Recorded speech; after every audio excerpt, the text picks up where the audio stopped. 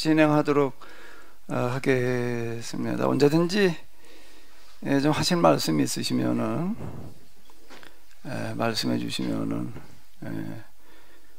고맙겠습니다.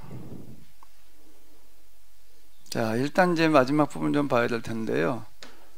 로마에 도착한 바울은 유대인 지도자들을 불러 모았다. 그가 만약에 감옥에 있지 않았으면 어떻게 했을까요?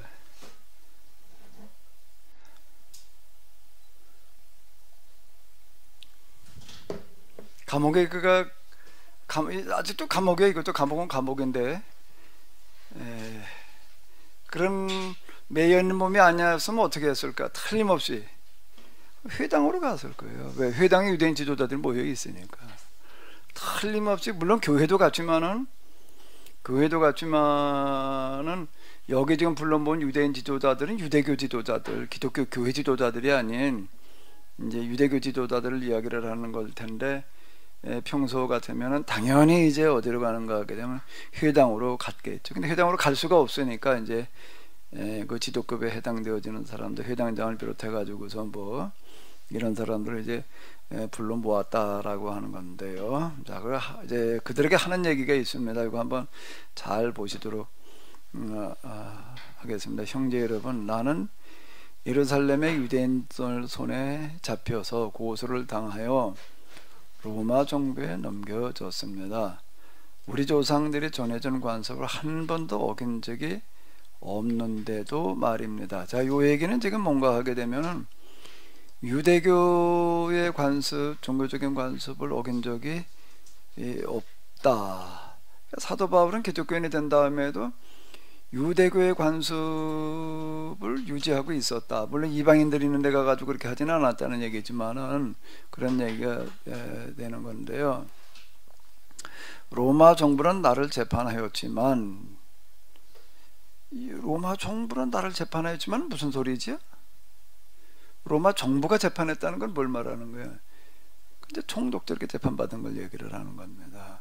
총독들이 재판을 하는 거는 총독 개인의 재판이 아니니까, 그게 이제 로마 정부를 대표해서 재판한 거니까, 총독이라는 게 그런 얘기 아니에요. 로마 정부의 권한을 어느 한 지역, 식민 지역에 가가지고서 이제 대신 행사하는 사람들이잖아요. 총독의 총자가 그걸 말하는 거 아니에요. 총리, 총독, 뭐 이제 이런 것들이 이제 총무, 그 총자가 이제 이걸 얘기를 하는 거야. 나를 재판하였지만 유대의 지도자들이 주장한 것과 같은 사형에 해당되는 제목을 찾지 못하자 나를 석방하기로 했다. 로마법에 의하면 아무런 죄가 안 되니까. 근데 유대교의 법에 의하면은 이제 문제가 된다라고 하는 건데, 그런데 유대교에서 자기를 사형해야 된다라고 얘기하는 것도 뭐라고 얘기를 하는 건, 난 유대교의 관습을 어긴 적이 없었다. 이제 이렇게 얘기를 하는 거죠. 자기 변명을 이제 이렇게 변호를 그렇게 지금 하는 건데요. 그 요게 얘기하면 우리 조상들이 전해준 관습을 한 번도 어긴 적이 없는데도 예루살렘의 유대인 지도자들이 나를 고발해서 로마 정부에 넘겼었다. 이제 요 과정을 이제 얘기를 하는 거죠. 근데 사도 바울이 얘기하는 거 전에 이제 그 총독들 앞에서 얘기하는 것들도 그렇고 이렇게 보게 되면은 사실 그대로만을 말하는 것 같아요. 확대 해석을 뭐 그러지 않고 있는 그대로를 가지고 이제 얘기하려고 하는 거가 이제 바울이 얘기하는 이제 자기 변명의 그 특징이다 라고 하는 건데, 유리한 부분만 얘기하는 것도 아니고 있는 그대로를 얘기하는 어떤 이제 이런 거를 이렇게 볼 수가 있습니다. 그러니까 이제 로마 정부에서는 내게 아무런 사형 언도를 내려야 될 이유가 없기 때문에 나를 석방하기로 했었다. 그런데도 유대 지도자들은 이 결정에 반대하고 나섰다. 그래서 나는 내 동족을 고발할 생각은 추호도 없었지만 하는 수 없이 가이사에게 이제 이 상소를 냈습니다. 그간의 과정을 이제 이렇게 간단하게 좀 얘기를 했다라고 하는 건데요.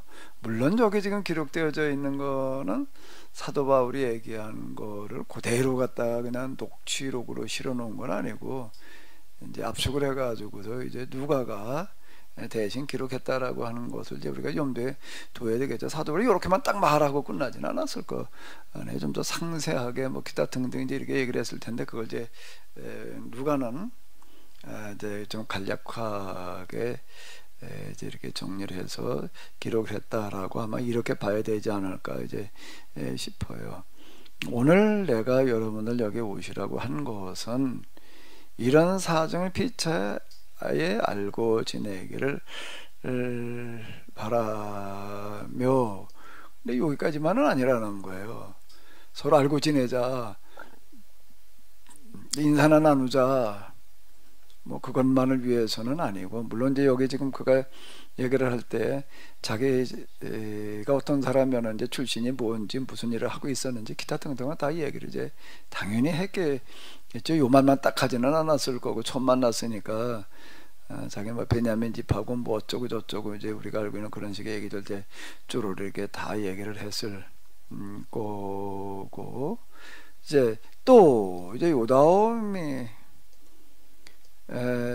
이제 중요한데, 또 내가 이 세 사슬에 묶인 것은 좀 무엇 때문에 이제 유대인들에게 고발을 당해가지고 여기까지 왔는가.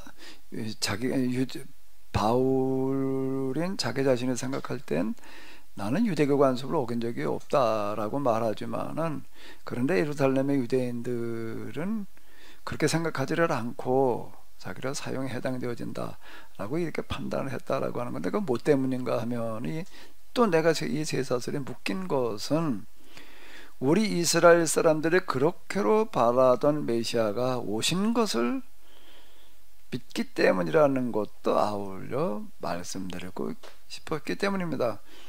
요 얘기를 하고 싶은 거예요. 바꿔 얘기를 하면 이제 뭘 하려고 그런 거죠? 목적이 뭐예요?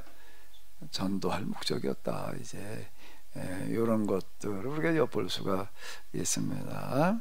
근데 그들이 대답하였다. 우리는 당신을 고소한 일에 대해서 아직 아무것도 들은 바가 없습니다. 유대에서 편지를 받은 일도 없고, 또 예루살렘에서 온 사람들에게서도 아무 보고를 받지 못했습니다. 우리가 알고 있는 것은 당신네 그리스도인들이, 물론 그 현대 번역이니까 이제 조금 우리가 또 이제 염두에 두면서 이제 읽어 나가긴 해야 되는데요. 당신네 그리스도인들이, 그래 이렇게 얘기를 하는 걸 이렇게 본다라고 하게 되면 여기 모인 사람들은 누구라는 얘기죠? 유대교 지도자들이었다라고 하는 걸 우리가 알 수 있는 거죠. 거기 교회가 있었기 때문에 유대교인들이 당연히 유대인들 중에 교회 출석한 사람이 있다는 건 이제 알고 있죠. 그러니까 이제 당신의 그리스도인들이 여러 곳에서 고발당하고 있다는 정도입니다.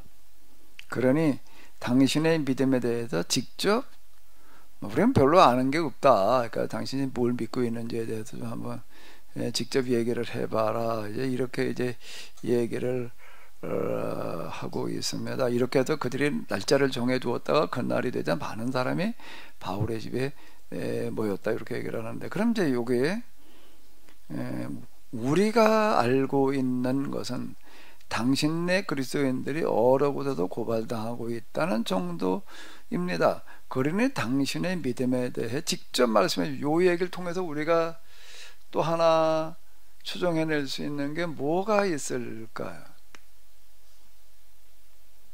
요 얘기가 바울에게 지금 유대인 지도자들이 한 얘기를 통해서 우리가 이제 또 하나 찾아낼 수 있는 게 뭐가 있죠?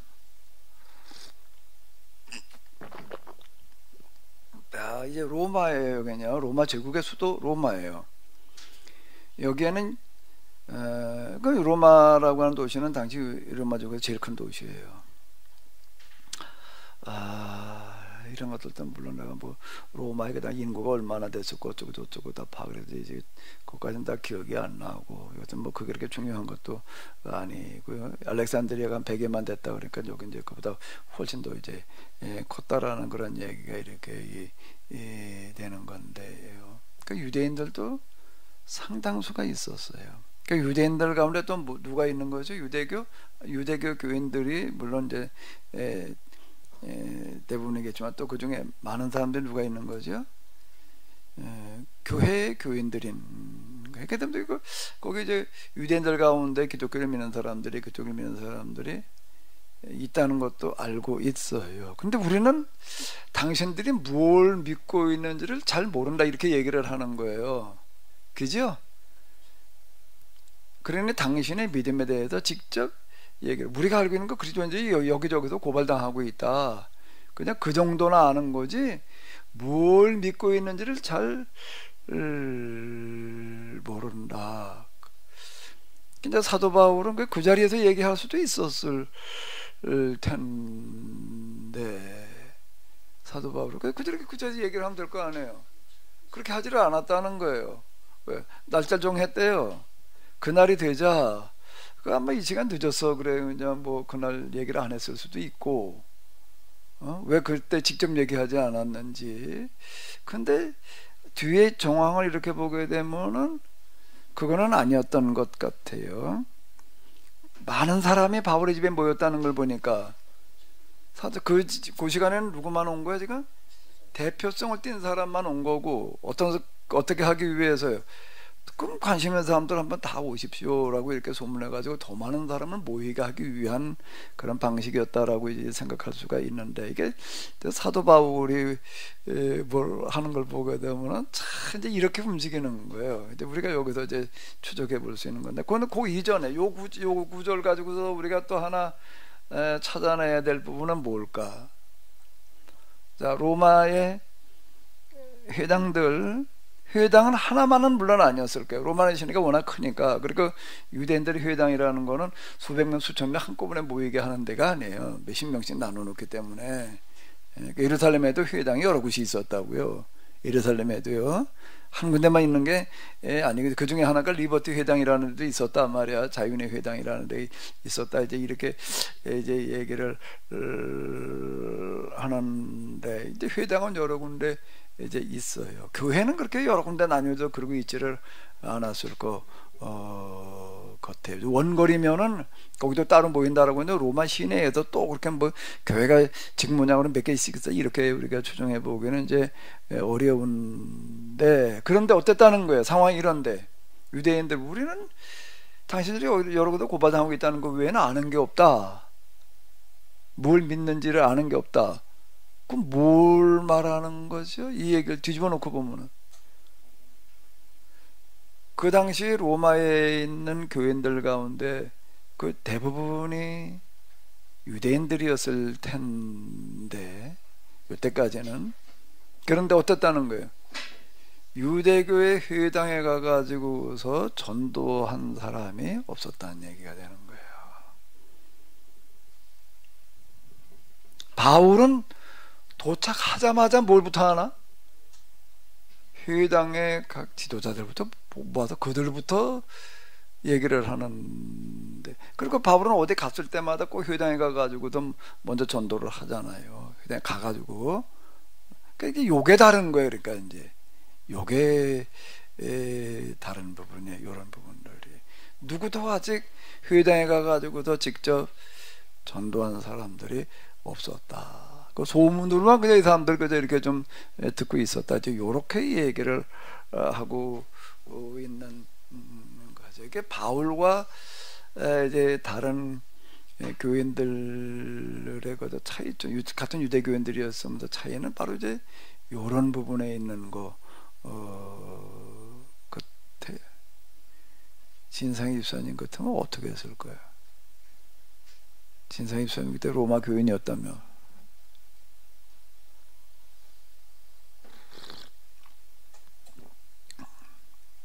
진짜 밥을 안 먹으니까 눈이 말똥말똥하네. 맨날 그냥 그 병든 닭 모양으로 그냥 꾸벅꾸벅 하고 있을 때가 많더니 어떻게 그렇게 쌩쌩해. 자연 시간으로 한 줄 굶고 나더니 그냥 졸리질 않고 집중이 잘 된다고 그러더니 진짜 그러네.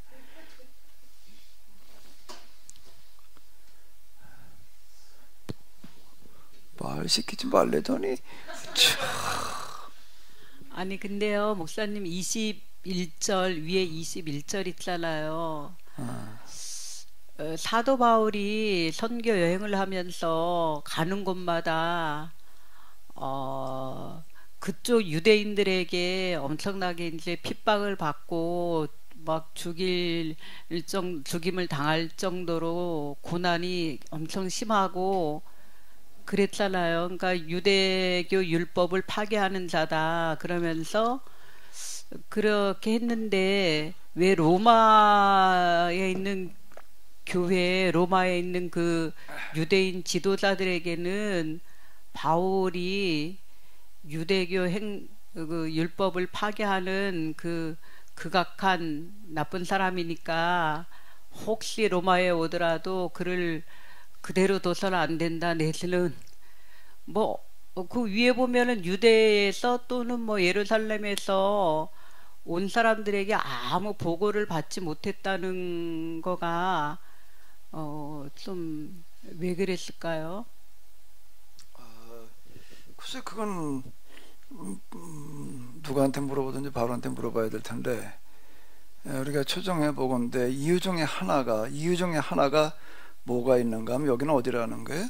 로마라는 거고, 그리고 여기는 문화권이 동방하고는 많이 다르다는 거야. 라틴 문화권이에요. 이게 라틴어 사용권이고 이게 많이 다르다.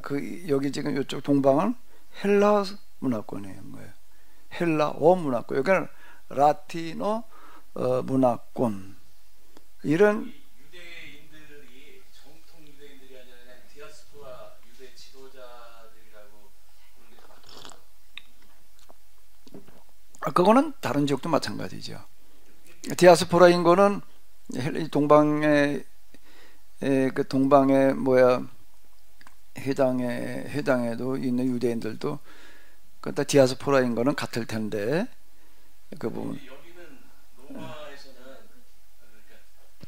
로마에서는 그 다른 지역에서 막 하듯이 뭐 쫓겨가거나 감옥에 갇히거나 그런 분위기라기보다는 그 어떤 사상이든지 아테네처럼 다신교적인 그런 문화권 때문에 아주 뭐 율법 위주로 얘기하는 그런 극단적인 유대인들, 반대자들 이런 부분들이 좀 영향력을 덜 미쳤다고 그렇게 볼 수 있는 여지가 있는 거가 아닌가요? 글쎄요. 그렇게도 생각해 볼 수가 있겠죠. 그런데 어차피 디아스포라 얘기는 이제 같은 거예요. 디아스포라 얘기는 다른 동방에 있던 회당의 지도자들도 유대인들 다 디아스포라 유대인들이고 이따금 예루살렘으로부터 이제 히브리 유대인들이 찾아와서 이제 가르쳐주는 어떤 그런 역할들을 이렇게 한 거. 그런데 이제 여기에 소문이 나지 않았다라고 이렇게 얘기를 하는 이런 부분들은 뭔가라고 한다면 이제 생각해 볼 수 있는 것 중에 하나가 문화권이 그리고 언어가 다른 지역이었다라고 하는 거를 이제 우리가 좀 생각해 볼 필요가 있겠죠. 아니 언어가 달라도 유대인들은 자기네가 쓰는 말로 아람어로 그 로마에 있는 유대인들에게 바울이 이러이러한 자다. 가는 곳마다 이상한 말을 퍼뜨리고 유대교를 와해시키고 있다. 뭐 그런 식으로 라틴어로 말하는 게 아니라 자기네가 쓰는 언어로 자기네 동족에게 유대인들에게 그렇게 바울에 대해서 안 좋은 얘기를 했었을 것도 같은데 보고를 받지 못했다니까. 그래서 어쨌든 그랬대요. 뭔진 또 좀 더 생각해 보셔. 생각해보다 안 되면 계실 받아 보셔.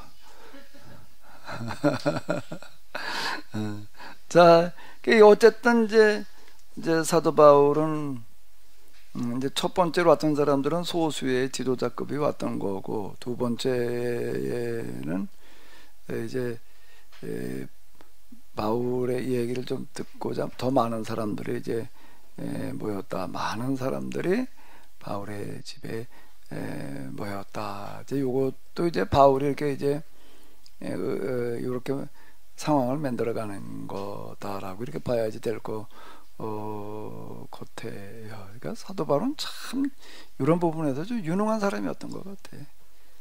그냥 아무거나 대충 말하려고 그러는 게 아니라 가장 효과적인 방식을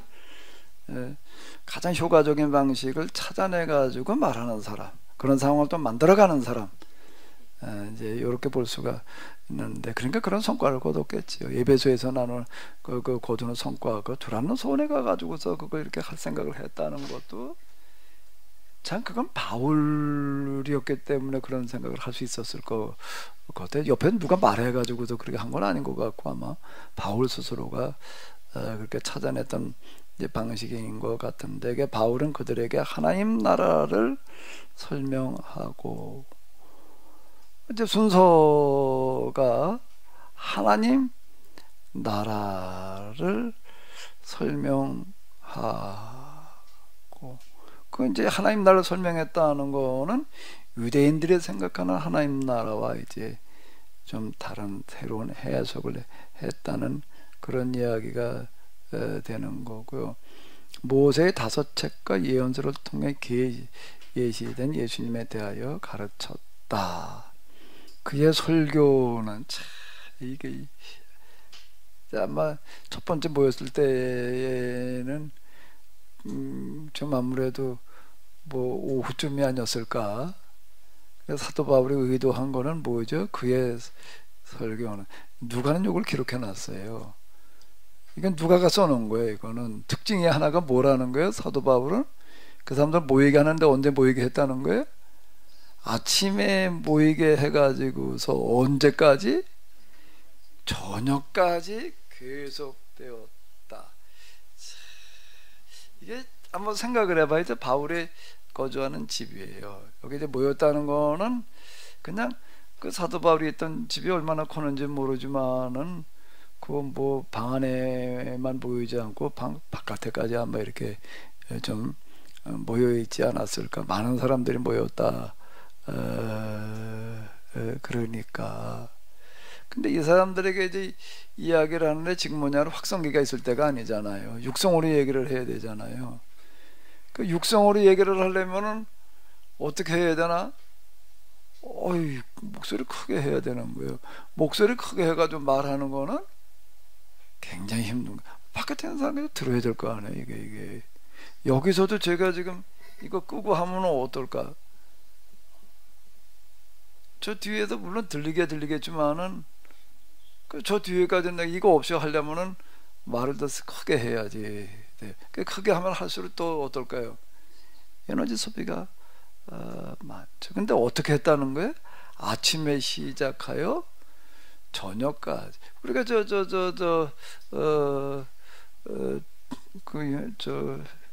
누가 문지방에 앉아서 졸다가 떨어져 죽는 거 있잖아요. 유두공고야? 어디였지 거기가? 어느 지 들어와입니다. 들어와. 에? 들어와. 아, 확실히 파라군 출신이 그런 건 잘 외우고 계셔. 들어와. 나가지 말고 들어오라는 거예요. 뭐야? 어쨌든 하도 설교를 밤을 새우 가는 바람에 창가에 앉았다가 떨어져 죽었단 말이야. 근데 그걸 가서 또 이제 살려놓고 나서 또 어떻게 하는 거야? 또 하는 거야. 아니 그쯤 되면 관둬야지. 그래. 그쯤 되면 관둬야 될 거 아니야. 근데 그 아침까지 얘기를 했다는 거야. 아침까지 밤을 새가지고. 참, 진짜 대단한 얘기야. 이런 얘기가. 여긴 또 아침부터 시작해도 언제까지 또 저녁까지. 그 점심은 어떻게 했을래나? 간단하게 그냥 김밥 하나씩 사다 줬을래나? 굶진 않아. 뭐 어쨌든 뭐 어떻게 하는지 모르겠는데 아침에 시작하여 저녁까지. 그래서 믿는 사람도 많았지만 믿지 않는 사람도 있었다. 믿는 사람도 많았지만 믿지 않는 사람도 있었다. 그러니까 어느 쪽이 많았다는 걸까? 믿는 사람이 더 많은가? 믿지 않는 사람이 더 많은가? 여기다 많았지만 많이 있었다 그러지 않고 그냥 있었다 그런 걸 보니까는 그런 거겠죠. 개혁에는 뭐라고 그래? 그 말을 믿는 사람도 있고 믿지 아니하는 사람도 있어. 그건 잘 모르겠네. 그러면 이제 이게 몇 절이지? 24절. 세번역이 이제 원문에 좀 가까운 거니까. 그러니까 뭐 원어까지 가서 또 보러 들면 좀 시간 걸리니까. 더러는 그의 말을 받아들였으나 더러는 믿지 않았다. 그리고 그 뒤에 구절, 그들이 서로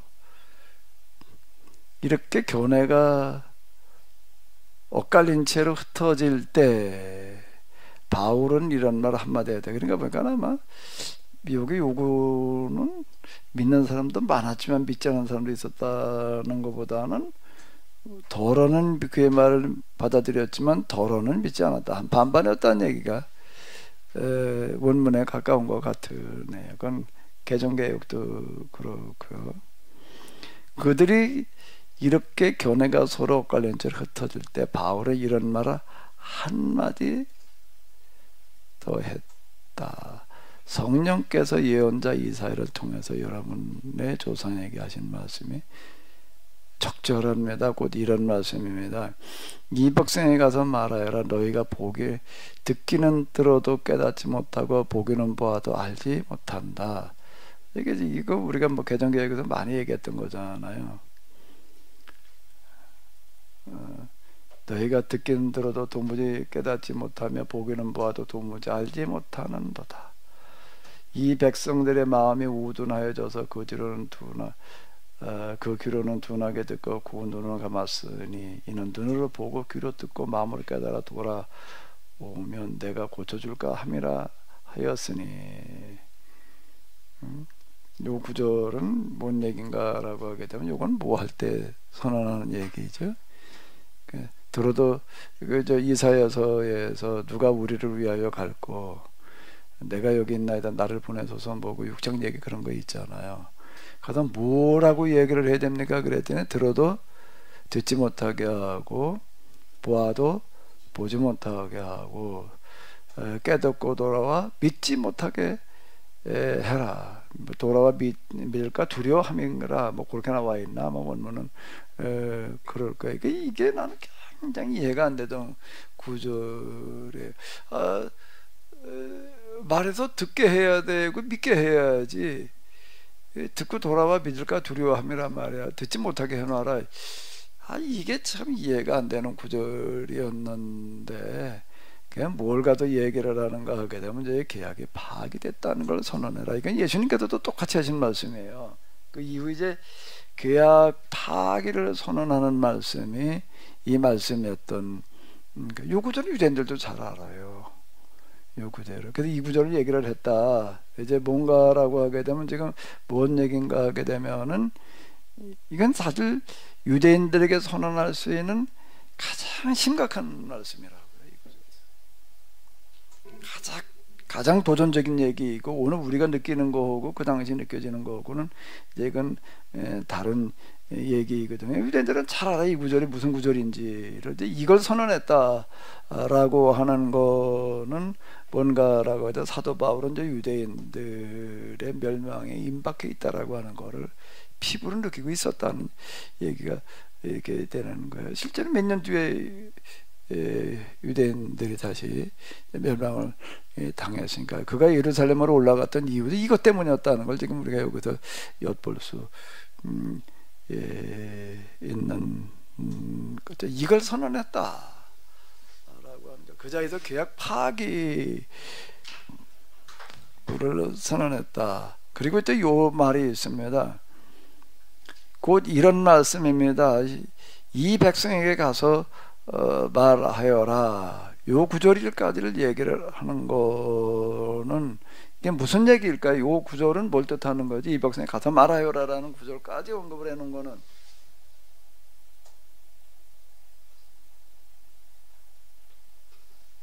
지금 내가 하는 말은 그냥 이건 내 생각을 말하는 게 아니다. 뭐 어떻다는 거죠? 하나님께서 지금 여러분들에게 하시는 말씀이다. 이걸 얘기하고 있다 라고 하는 거예요. 이건 쉽게 할 수 있는 말이 아니거든요. 이건 쉽게 자기 생각만 가지고 심판을 선언할 수 있는 건 아니에요. 심판은 심판을 선언이야. 이거는요 그냥 경고하고 뭐 어쩌고 저쩌고 그러면 이제 그냥 이게 잘못하면 우리가 이러다 망할 수 있다 이렇게 얘기를, 이건 그 얘기가 아니라 그대로 인용해 가지고 선언하는 말씀. 그러니까 바울이 자기 생각으로 자기 견해를 말하는 게 아니라 지금 하나님께서 여러분들에게 직접 하시는 말씀이다라고 이제 이렇게 얘기를 했다 라는 거예요. 1인칭 화법으로 이제 선언하는 이제 그런 말씀이 이렇게 되는 건데요. 요 부분요. 이제 그러고는 이제 이제 이건 이제 바울의 생각을 얘기하는 거예요. 그 앞에는 그게 아니에요. 이건 지금 여러분들에게 주신 하나님의 말씀입니다. 하나님이 직접 하신 말씀이다라고 하는 걸 지금 여기서 얘기하는 거고요. 그러므로 여러분은 하나님의 구원의 소식이 이방 사람에게 전파되었음을 알아야 됩니다. 그들이야말로 그것을 듣고 받아들일 것입니다. 29절이 이제 어떤 사람은 추가되어져 있다. 그가 이 말을 마쳤을 때에 유대인들에게 굉장히 충격적인 얘기였다는 거예요. 이 얘기 자체가요. 그들의 멸망을 계약 파기를 선언하는 이야기이기 때문에 유대 사람들은 서로 많은 토론을 하면서 돌아갔다. 자, 이렇게 얘기를 하고 있습니다.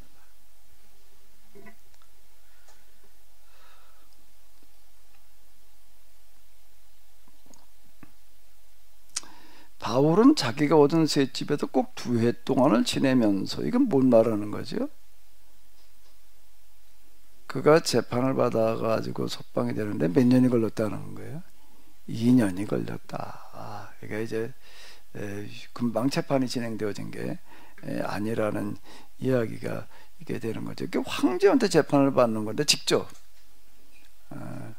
그러다 보니까 거기 뭐 많은 그런 안건들이 있어가지고 이제 사도 바울을 재판하는 그런 일까지 가는데 2년이나 걸렸다. 그러니까 이제 사도 바울은 이런 사실을 좀 그래도 내다보고 있었기 때문에 그 2년 동안 멀거니 그냥 또 감옥에 갇혀가지고 지낼 수는 없고 좀 뭔가 그 시간은 어떻게 좀 활용할 수 있게 해보자라고 해가지고서 이제 별도로 거주할 수 있는 그런 방안을 찾아냈다는 거지요. 자기를 찾아오는 모든 사람을 맞아들였다. 그는 아무런 방해도 받지 않고 아주 담대하게 하나님 나라를 전하고 주 예수 그리스도에 관한 일들을 복음을 전파하고 그러지 않고 하나님 나라를 전하고 그래요. 그죠? 하나님 나라 앞에도 그런 게 나왔잖아요. 하나님 나라를 엄숙히 증언하고 이렇게 얘기를 하고 있습니다. 하나님 나라를 전하고, 하나님 나라를 전한다는 게 뭘 하는 거지?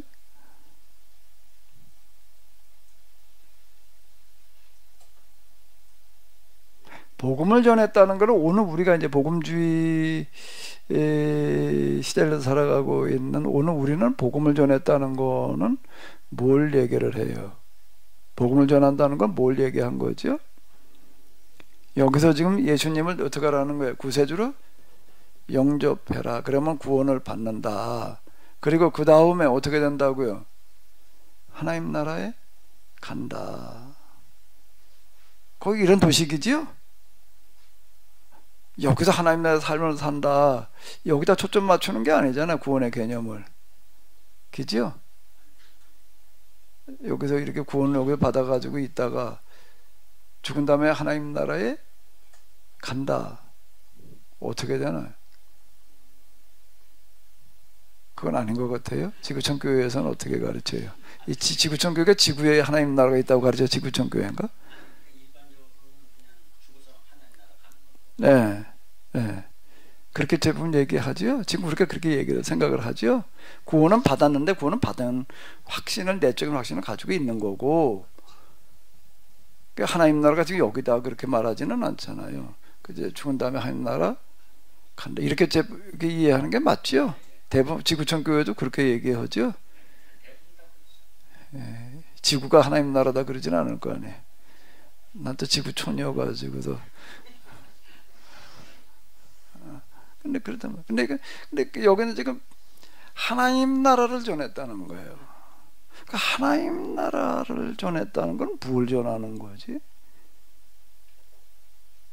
하나님 나라를 전했다라고 이렇게 얘기를 하고 있어요. 이거 조금 이게 사실 이런 부분들은 저도 전에 구분 안 하고 그냥 뭐 우리가 생각하는 이제 전도했다 그냥 이렇게 생각했지, 이걸 구분해 가지고 생각해 본 적이 저도 없어요.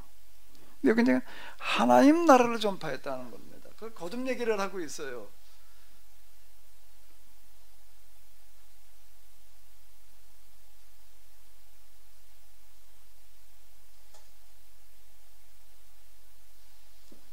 여기다 하나님 나라를 전파했다는 거는 일단 어떤 의미를 가지는 거죠? 유대인들이 생각하는 하나님 나라와 다른 하나님 나라를 말했다는 거예요.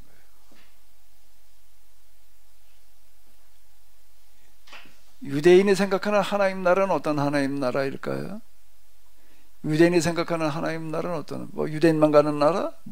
그거 말고 또 중요한 건 뭘까요? 사후 내세를 말하는 거예요.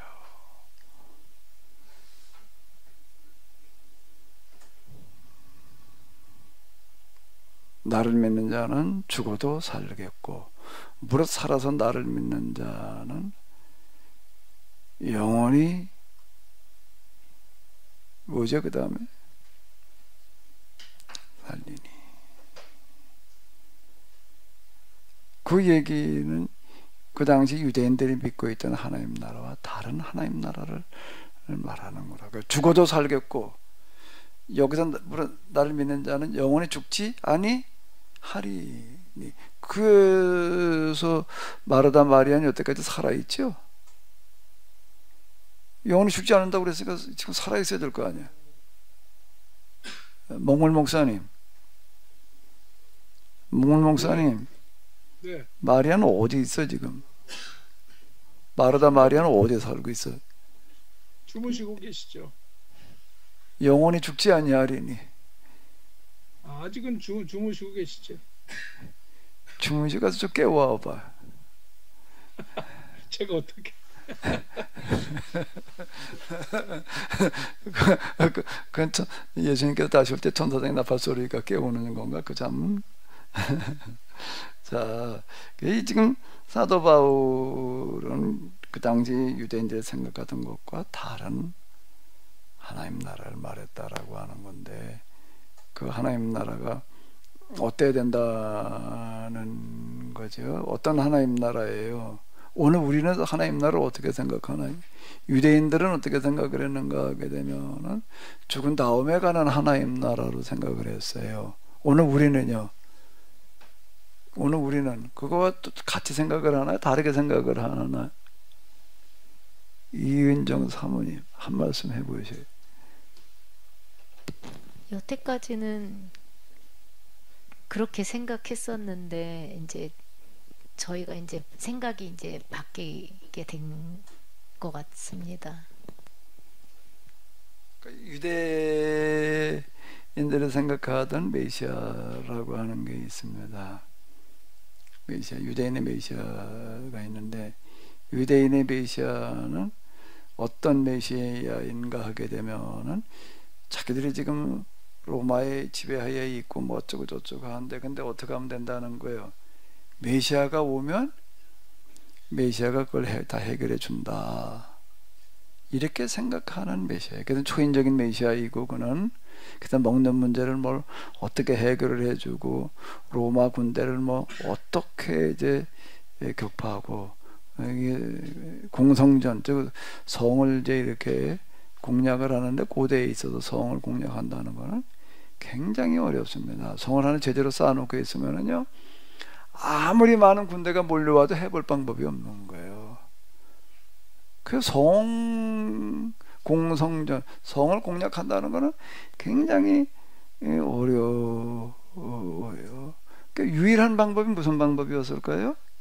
버티기예요. 성을 포위하고 버티는 것 수밖에 없어. 뭘 버티는 거예요? 언제까지 버티는 거예요? 성 안에 먹을 게 떨어질 때까지. 다른 방법이 없어요. 그건 그저 구약에서 예루살렘 성 함락될 때 얘기도 똑같이 나와요. 바벨론 군대 들어가지고 그냥 포위하고 있는 거예요. 그냥 포위하고 있다가 저기 저 애국 군대 가지고 원방에 오고 있다. 그러니까 또 이제 물러가는 거야. 그런 얘기도 거기 나와요. 그때 예루살렘 안에 그냥 포위당해가지고 그 엘리사 때도 그랬잖아요.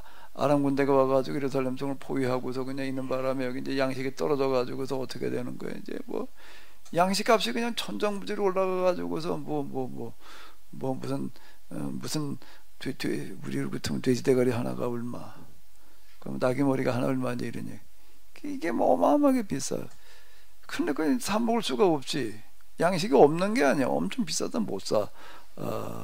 무슨 저 야생고 한 대 빠기 뭐 얼마 이렇게 대벌. 그래서 그걸 못 사는 사람은 이제 어떻게 하는 거야 이제. 엄마 둘이 앉아 야 이거 뭐 굶어 죽게 생겼다. 그러니까 이제 야 오늘은 니의 쌀만 먹고 그 다음에 이제 또 내일은 누구의 쌀만 먹자? 내 쌀만 먹자. 그래서 가위바위보 했다는 거예요. 누구를 먼저 쌀만 먹을 거냐. 가위바위보해서 이제 하나 쌀만 먹었어요. 그리고 이제 그 다음날 이제 또 쌀만 먹자 그랬더니 어떻게 하는 거예요 이제? 이제 싫다고 그러는 거야. 그래서 왕한테 가서 호소하잖아요. 나 저 엄마 저 여자애도 쌀만 먹게 해달라고 그걸 판결해달라고. 그리고 왕은 어떻게 해야 되나? 그렇게 허락을 해야 돼 말라고 그래야 돼. 그런 얘기가 나오잖아요. 그때는 왕이 너무 기가 막혀가지고 자기 옷을 찢었다.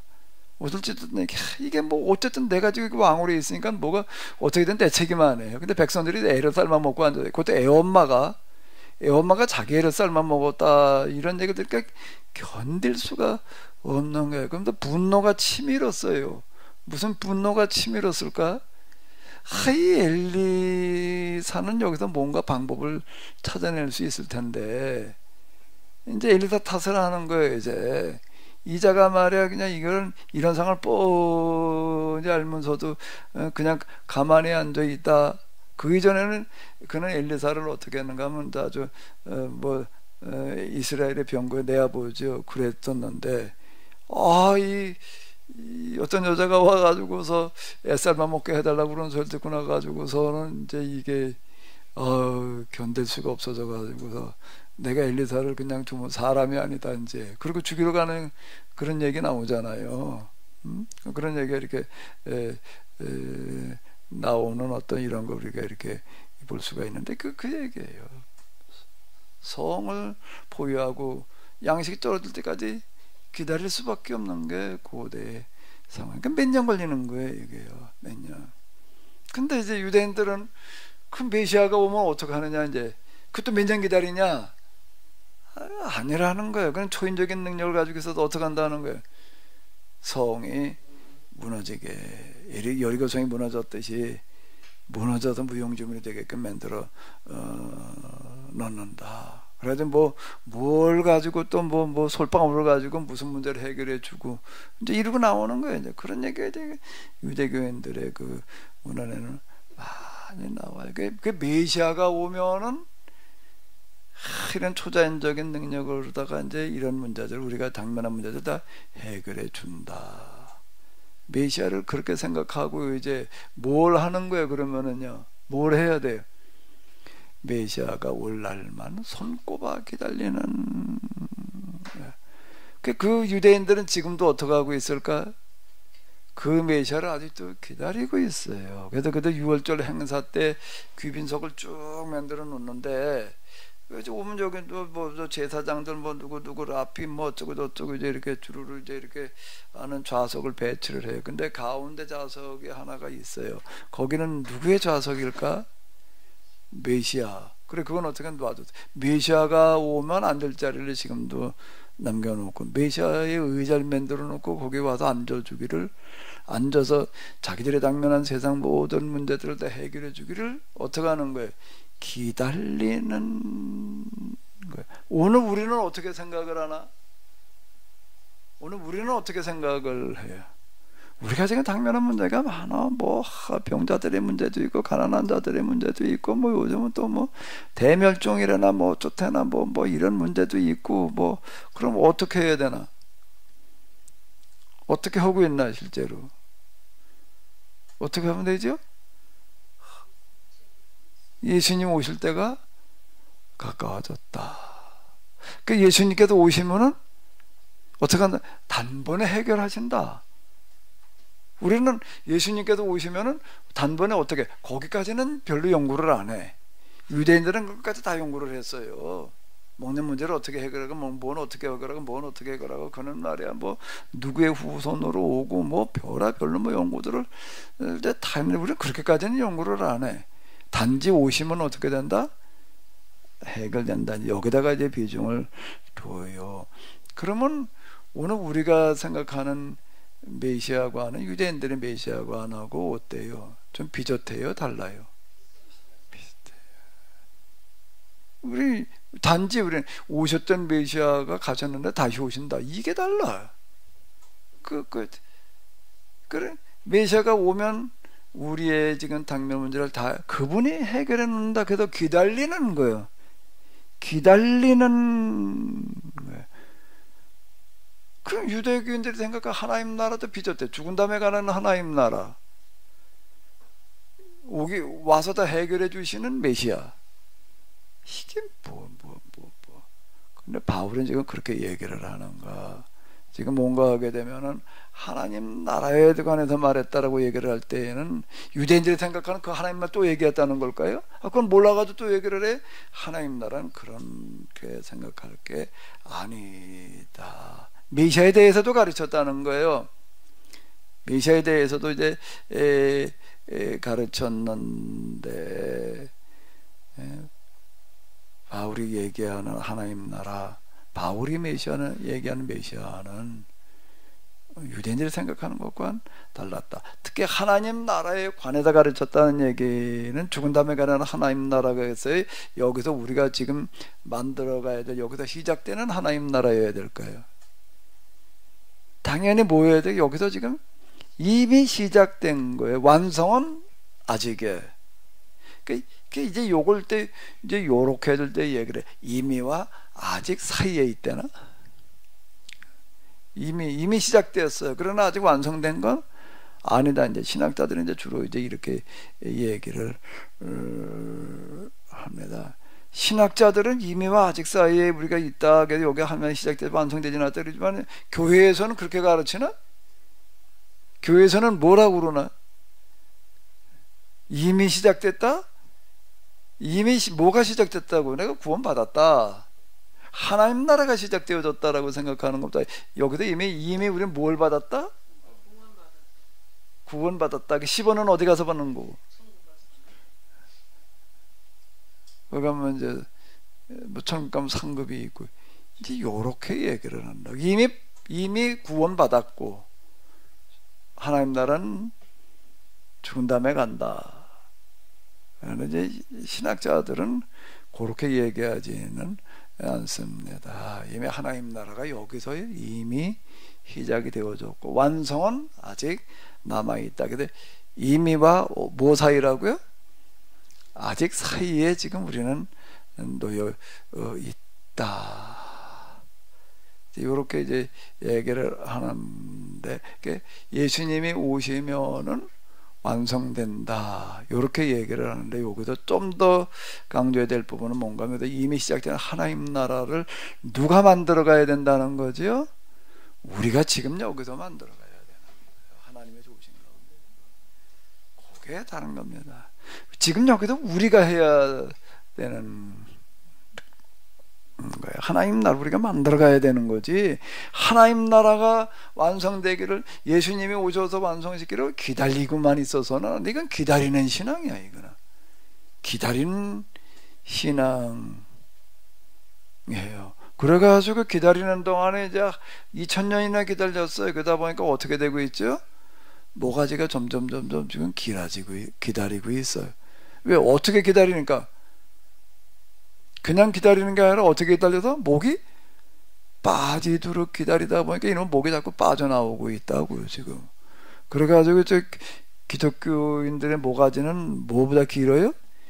기린보다도 길어요, 지금. 기다리느라고.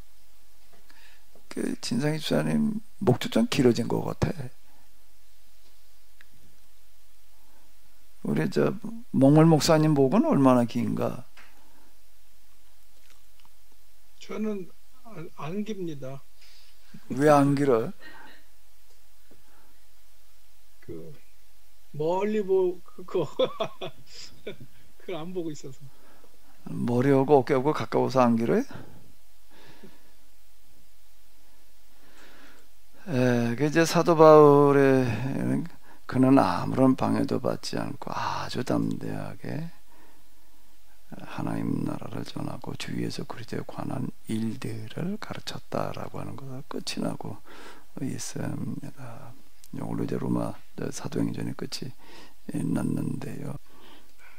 좀 하실 말씀 있으시면 하십시오.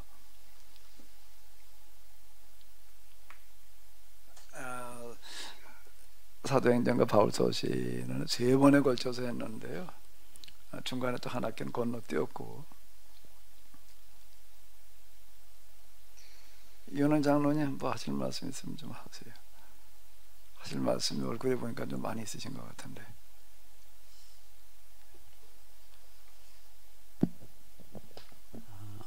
아니 이게 사실 제가 이렇게 들어도 이해는 되는데 정리가 다 안 되다 보니까.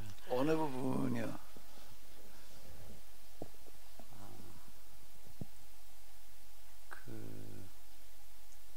제가 지금 지금 여기서 지금 그러니까 이 사도 바울이 얘기하는 하나님 나라, 그러니까 그 좀 유대인이 알고 있는 하나님. 원래 유대인이 알고 있는 하나님 나라는 내세가 아니었던 걸로 제가 알고 있는데, 결국 그 유대인들은 의에 대해서 결국은 생각했지. 그 사람들 유대인들은 사실 그 내세관이라는 게 없지 않나요? 그 부분은 이제 유대인들에게 있어서는 그 포로기 이전에는 내세에 대한 이해라는 것이 신학이 없었어요. 근데 그들에게 이제 내세 이런 것들에 대해서 이제 얘기한 거는 포로기를 통해 가지고 생겨났다. 그건 이제 조로아스터 그 영향이다. 뭐 이런 얘기들도 하거든요. 바벨론에 가서 이렇게 보니까 거기 워낙 이제 내세 사상이 많으니까 이제 그런 것의 영향으로 말미암아서 이제 내세를 이제 생각하게 됐다. 이렇게 얘기를 해서 물론 그 내세에 대해서 이제 사두개인들 같은 경우에는 거부했고, 근데 이제 바리새인들 같은 경우에는 이제 인정하는 거예요. 바리새인들 같은 경우에는 근데 당시 유대교의 일반적인 신앙은 바리새적인 신앙이거든요. 일반적인 신앙은 사두개적인 신앙을 가진 사람들은 소수였고, 사두개인이라고 얘기를 할 때에는 이제 그 제사장 그룹들을 말하는 거니까. 그렇죠. 이제 또 그 사람들이 그 내세에 대해서 별로 관심을 가지지 않은 어떤 이런 거 이제 그들은 이제 이 성문 토라에 기록되어진 대로, 그러니까 거긴 내세라는 얘기가 없거든요. 그러니까 우리는 안 믿는다 이제 이렇게 나아갔는데요. 그렇게 한 그 내세를 거부하게 되는 요인 중에 하나는 정치적인 이유도 들어있는 것 같아요. 내세를 인정하게 되면 자기들의 입지가 좀 약해진다 라고 생각을 해서 이제 그랬을 이유도 아마 될 거라고 이렇게 보여지거든요. 근데 이제 일반 바리새인 신앙에 의하면은 당시 유대인들 우리 이제 내세 하나님 나라라고 하는 거가 있었죠. 하나님 나라 사상이 그들에게 있었어요. 근데 그 성경에 나온 게 있나요? 복음서에서 우리가 이제 그 행간에서 찾아볼 수 있는 거죠. 하나님 나라에 대한 비유를 많이 하시거든요. 하나님 나라에 대한 비유를 예수님께서 많이 하시는데 그건 뭔가 하게 되면 유대인들에게 아직 하나님 나라에 대한 사상과 얘기가 전혀 없는 데다 가시는 얘기가 아니라 그들이 알고 있는 하나님 나라에 대해서 이제 얘기를 하시는 건데 예수님께서 얘기하시는 하나님 나라라는 거가 유대인들이 얘기하는 하나님 나라와 달라요. 그건 뭔가 하면은 하나님 나라를 비유로 말씀을 하시는데 주로 교다시 비유예요. 누룩의 비유예요. 그건 뭔가 하면 지금 여기서 어떻게 되는 걸 말하는 거죠. 교다시와 누룩에 하나님 나라에 대해 교다시를 심고 누룩을 뿌리란 얘기인가? 죽은 다음에 가가지고 거기다 뿌려라 그런 얘기가 되는 거야? 아니니까 지금 여기서 그렇죠. 이 세상의 나라 속에서 하나님 나라가 어떻게 된다는 거예요?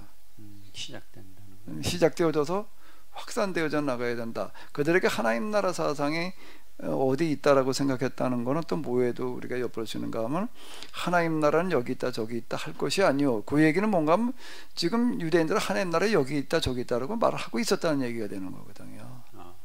하나님 나라가 어디냐? 그건 어디 있다는 거예요. 어디 있다는 거예요. 근데 거기가 어디냐? 이제 하나님 나라가 어디 있다는 거에 대해서는 이론의 여지가 없어요. 그게 어디냐? 이제 그게 뭐 어디다 이제 뭐 그 하늘나라가 하늘 어디 그 구체적으로 어디 이제 이렇게 이제 생각들을 하고 있었다는 얘기가 이렇게 되는 게 어디엔가 하나님 나라가 있다. 근데 거기 우리가 간다. 언제 가는 거예요? 그거는요. 죽어서 간다. 이렇게 돼. 하나님 나라가 어디 있다 그럴 땐 죽은 다음이라고밖에 얘기할 수는 없는 거예요. 지금 어떻게 가? 그렇죠. 그 지금 거기 아침에 출근했다가 저녁에 퇴근하나? 그건 아니죠. 하나님 나라가 어디 있어요? 어딘지는 몰라. 하늘에 있든지 뭐 어디 땅 속에 있든지 어디 있어요? 하늘 어딘지는 몰라. 하늘 넓으니까 뭐 동쪽에 있어 서쪽에 있어 뭐. 근데 거기를 어떻게 가? 그 왔다 갔다 할 수 있는 데가 아니잖아요. 거기는. 그러니까 이제 그렇게 생각할 때는 하나님 나라가 어디 있다라고 이 세상과 다른 어디에 있다라고 얘기를 할 때에는 그날에 그 동시에 뭐를 얘기할 수밖에 없는 거죠. 그 얘기 속에 뭐가 들어가 있는 거예요? 그건 죽은 다음에 간다고 얘기를 할 수밖에 없는 거예요. 지금 가는 건 아니니까. 지금 나는 몸뚱아리 그렇죠. 여기 있으니까. 근데 그 나라 간다는 게 그거 어떻게 가? 언제 가? 그 죽은다 이렇게 갈 수밖에 없는 거예요. 그 어디 다른 공간에 있다고 얘기를 할 때는 당연히 그 내세로 연결되어질 수밖에 없는 거예요. 근데 예수님은 그렇게 얘기하시는 게 하나님이 여기 있다 저기 있다 그럴 게 아니라 어떻다는 거예요. 지금 너희 가운데 있느니라. 우리 가운데 어디 있는 거예요? 그건 겨자씨 하늘과 같이 누룩 하늘과 같이 지금 여기서 이렇게 이 복음이 전파되는 곳에서 이렇게 번져나간다. 내재적인 하나님 나라 내재적으로 확장되어져 나가는 어디에서 이 세상 나라 속에서 이게 이제 하나님 나라예요. 사도 바울이 얘기는 하나님 나라를 말했다는 건 이 하나님 나라를 말하는 거라고 봐야 될 것 같아요. 유대 저기 어디 있다. 우리 나중에 뭐 이게 여기서 뭐 잘 어떻게 하면 거기 간다 이렇게 얘기한 건 아니었다는 얘기예요. 그러니까 메시아를 얘기를 할 때에도 유대인처럼 예수님 메시아나 아니냐 이것만 가지고 논의되는 게 아니에요. 메시아의 개념 자체가 다른 거예요. 그렇죠.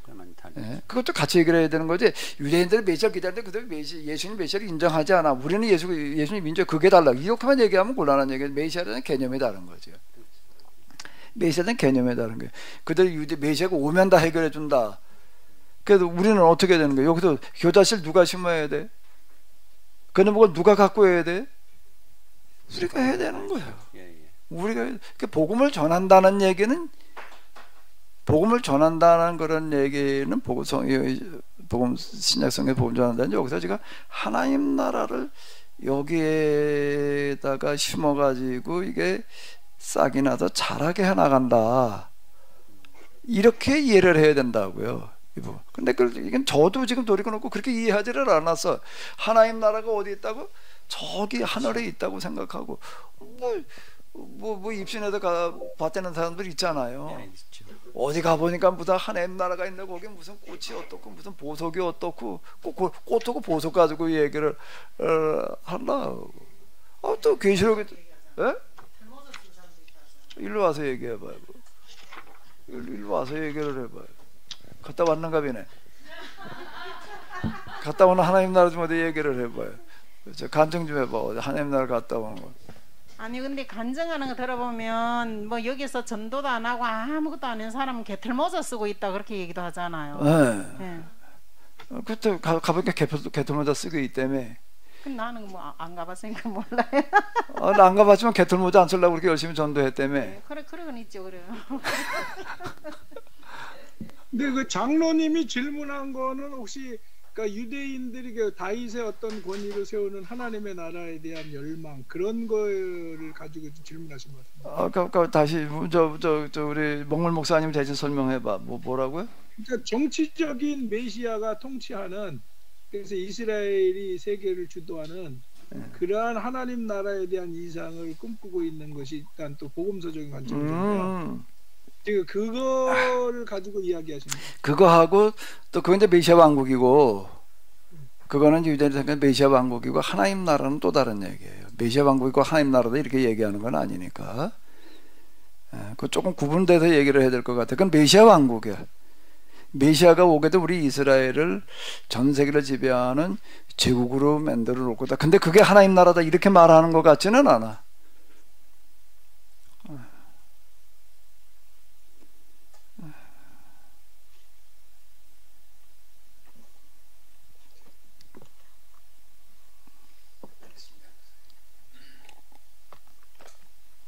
장로님 설명이 됐습니까? 설명이 됐습니다. 하고 싶은 말이 있나 봐요. 예, 목사님. 야, 이제 얘기 좀 하셔. 뭔 얘기 하려고. 아니, 카메라 좀 켜고 얘기를 해봐요. 아니 그 다른 건 아니고요. 그래서 광고는 좀 이따 하고. 네, 장로님 질문이 네 궁금증이 풀리신 건지 궁금해서. 예, 뭐 사도 바울의 신학을 보면서 일단 그 복음서의 이런 관점과 에서 사도 바울이 그 믿음이라고 하는 것이 좀 생뚱맞은 얘기가 아니라 그것을 또 다 이미 그 서신 속에 그 신학 속에 담고 있다는 것을 이렇게 다시 한번 다뤄준 것에 대해서 굉장히 의의가 있다고 생각을 하고요. 그리고 또 로마서라든지 이런 게 굉장히 중요한 거였는데 이번 학기에 또 그런 걸 구체적으로 이렇게 다뤄보면서 아마 많이 우리 먼저 공동체원들이 정리가 됐을 거라는 생각이 들어서 아주 의미 있는 시간이 아니었을까라는 생각이 듭니다. 제일 중요한 게 그거였던 것 같아요. 일단. 장로님 하실 말씀도 예, 또 좀 하실 말씀들 없으신가요?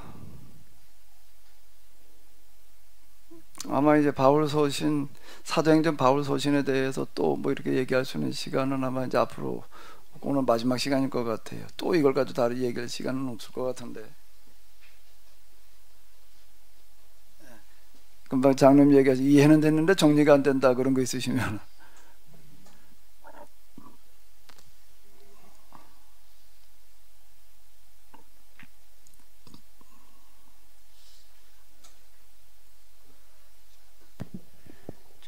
그 사도 바울이 아까도 말씀하셨는데 그 사도 바울이 그 예루살렘에 올라가려고 할 때 이제 결국은 그 다들 이제 그 죽을 수 있다 다 반대하는데 이제 올라갔잖아요. 사도 바울이 그 올라가는 거에 대해서 결국 하나님이 역사하시는 거를 어떤 관점에서 봐야 될지 그게 결국은 그 사도 바울이 예루살렘에 올라가서 동족들에게 복음을 전하고자 하는 그것만 생각하고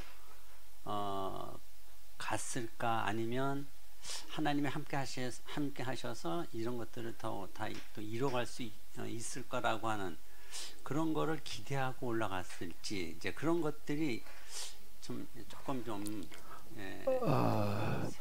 그거에 대해서 오늘 우리는 어쨌든 과정이 하나님께서 인도하시는 과정이었다 이제 이렇게 볼 수도 있어요. 거기다 초점을 맞춰가지고 거기다 비중을 둬가지고도 그래서 어떤 사도 바울의 그런 마음을 주셔가지고 뭐 기타 등등 어쩌고 저쩌고 이렇게 이제 로마까지 가도록 인도해 주셨다 이제 이렇게 얘기할 수도 있어요.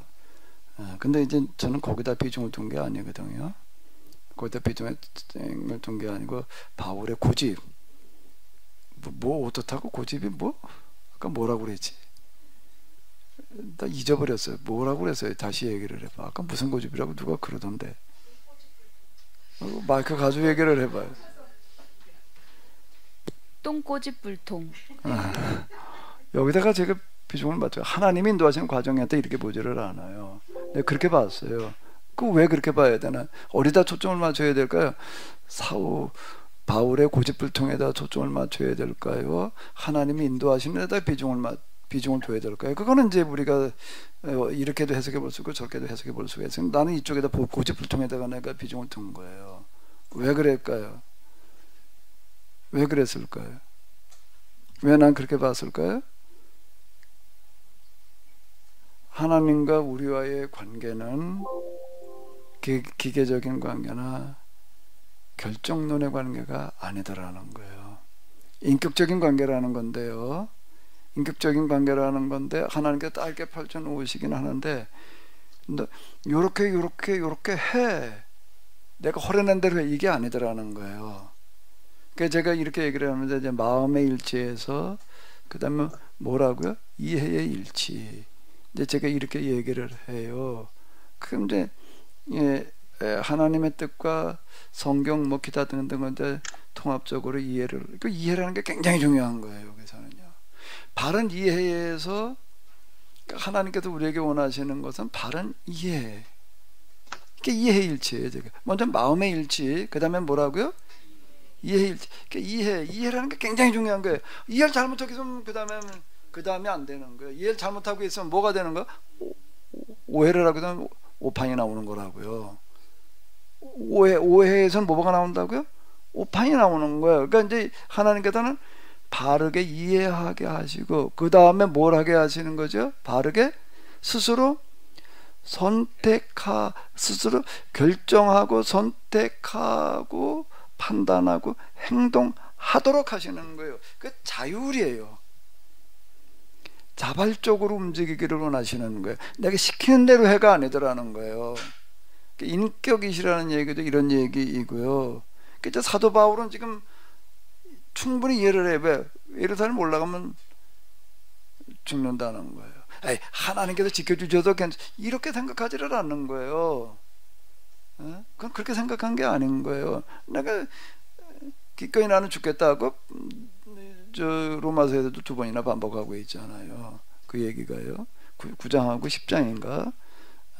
내가 진짜 바라는 거는 내가 그리스도로부터 떨어진다, 저주를 받는다 할지라도 난 내 종족을 위해서라면 내가 기꺼이 내가 감수하겠다. 이 얘기가 저 로마서를 쓸 때 심정인 거예요. 그냥 다 이렇게 죽을 각오라고 올라가면 하나님 지켜주시겠지? 전혀 그렇게 생각하지 않는 거예요. 그렇게 생각하지 않아요. 그게 이제 어떻게 보면 믿음일 것 같은데 전혀 아니야. 하나님은 그런 것들을 원하시는 게 아니라 내가 충분히 죽을 수 있다. 그럼 이제 내가 그건 누가 하는 건가 하면 이제 사도 바울이 이런 상황에서 스스로 충분히 이해하고 그 다음에 뭘 한다고요? 결정하고 판단하고 선택하고 그 다음에 움직이는 거예요. 그건 바울에게 맡겨주는 거지 하나님께서 요렇게 해라 저렇게 해라고 말씀하시지 않는다는, 이래야지 맞는 얘기가 되는 거예요. 하나님 어떤 하나님이신가 하면 자율적으로 우리가 하나님의 뜻에 순응하기를 원하시는 거죠. 그 하나님의 뜻이라는 거는 결정되어져 있는 게 아닌 거예요. 요렇게 해야지만 된다, 요게 아니라는 거예요. 그러니까 사도 바울은 여기서 뭔가 하면 예루살렘으로 올라가지 않고 로마로 갈 수도 있는 거예요. 그러나 하나님께 넌 로마로 가지 마 이렇게 말씀하시는 게 아니, 그건 이제 네 선택에 달렸다. 여기에요. 여기까지예요. 하나님은 진짜 그러시더라고요. 그거는요. 그러니까 매번 그건 우리가 이제 선택, 우리가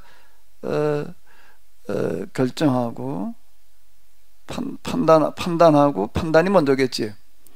판단하고 결정하고 선택하고, 그리고 이제 그다음 내가 행동으로 내가 가는 거예요. 제가 경험한 바에 보면 진짜 그래요. 저도 어떻게 생각하는가, 이거 말고 하나님 여기서 제가 어떻게 하면 좋겠습니까? 말씀하시면 내가 딱, 그럼 참 편해요. 그럼 참 편하겠어요. 그러면 뭐 죽이 되든 밥이 되든 그냥 허건는데, 근데 하나님은 그렇게 아무리 기도를 해도 거기에 대해서는 묵묵부답. 그건 네가 해야 될 일이다.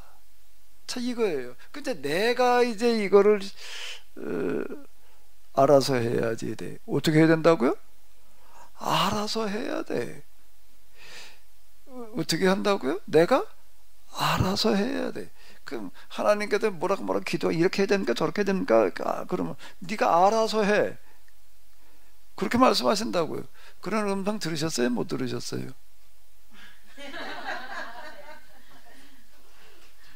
왜 웃어?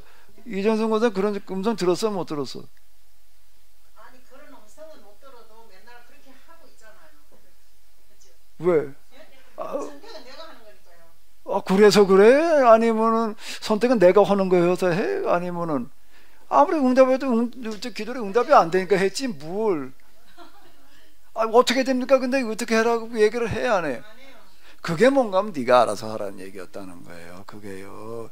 근데 그게 이제 어떤 야, 저기 가면 말이야 무슨 은혜 받은 사람이서 그 사람한테 가면 말이야 하나님의 뭘?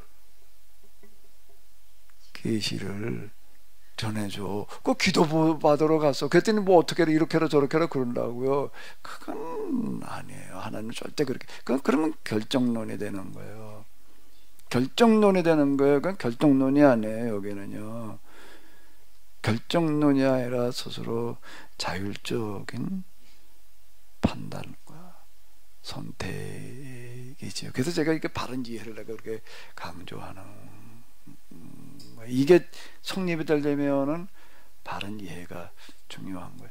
이게 잘못된 논문או 잘못된 판단을. 근데 우리는 맨날 어려우면 기도하래. 그러 하나님 응답한다. 그래 놓으니까 이게 이제 어느 가지 이 모양이 된 거예요. 이제 그때 아무리 기도 응답이 오나 어떻게 그렇게 말하는 사람 보고 대신 기도해도 응답 좀 받아달라고 그러면 될 것 같아. 그리고 결과도 당신 책임져라. 이렇게 얘기를 하면 딱 될 것 같은데 문 목사님은 어때? 그렇게 대신 한번 어디 응답 좀 받아줘 보지. 하나님께서 기도하면 응답하신다. 그 말 했어요? 안 했어요? 저는 네? 그렇게 깊이가 없어서 뭐라고? 없는 것 같아요. 기억이 안 난다고? 깊이가 없어서 그렇게 말을 안 하니까 속은 편한데요. 어쨌든 지금 말씀하신 대로 지금 결정론, 그러니까 성숙하다 결정론도 문제지만 우리가 그러니까 아이들 때는 마치 뭐 부모의 명령과 가르침을 따라서 이게 순종한다고 그러잖아요.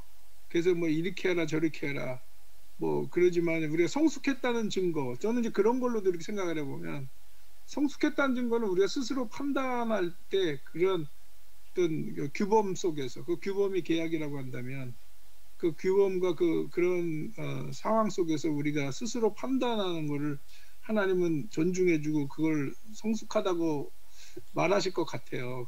지금 말씀하신 거에 비춰봐도 저도 그런 생각을 좀 많이 했는데 이게 자칫하면은 어떤 사람들은 그게 믿음 없는 소리라고 말하겠더라고요. 반대로. 믿음 없다고 그런다고. 근데 어쨌든 그래서 그 말씀에 저도 예전부터 너무 전적으로 동의하는 거고 그게 또 개혁 신앙으로 보면 지금 결정론의 문제와도 직결된다라고 생각할 땐 더 심각한 주제가 될 수 있을 것 같아요. 열심히 기도해가지고 응답 받아가지고 하겠다고 하는 뜻대로 하겠다고 그래야지 믿음 있는 것처럼 보이지. 그 뭐 우리가 스스로 생각과 판단해서 해야 된다 이래 놔버리면 그건 뭐 믿음이야. 그게 뭐 이제 이렇게 생각한다 그요 이렇게 이현정 사모님 뭐가 진짜 믿음이에요? 이게? 이제 그런 부분에 있어서 좀 명확하게 좀 선을 그어야 될 게 뭐냐면요.